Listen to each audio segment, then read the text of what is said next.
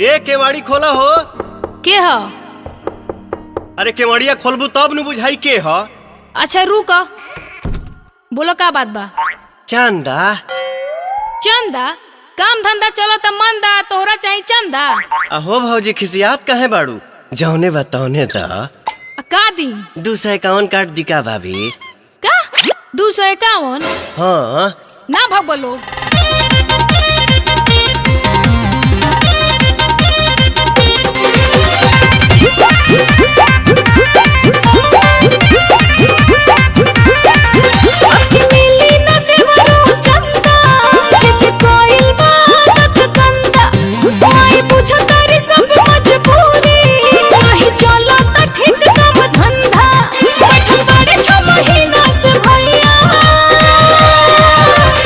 अच्छा जाए तो हाला ना करे के।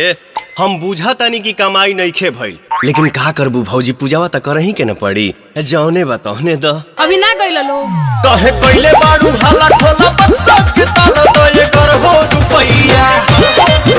अभी जतने ले चूरी पूजा कोइल बा जरूरी दो ये कर हो रुपैया। ऐसे ना नु लौटावे के चाही, खाली कुछो त द।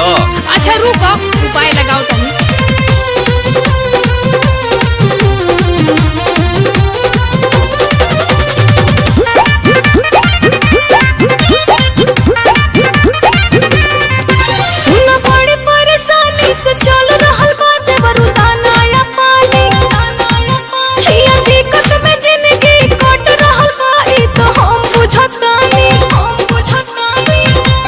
सुना ना, माई कृपा जरूर भाभी करी है, और जीव है नु दुख भरी है।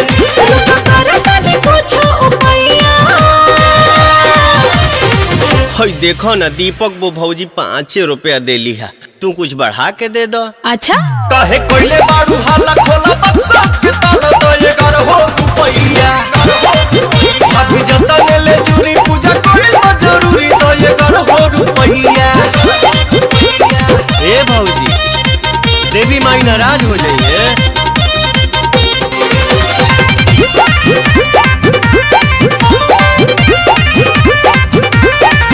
बड़ी बनी मजबूर, लेकिन दे हम जरूर बट जतने सकते।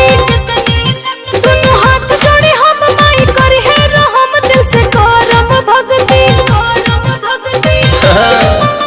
अब बुझलू, जता श्रद्धा बा मन में जवान हो, चंदा मांगे आइल बाप मन हो। बचनी सब सहाय होई है मैया।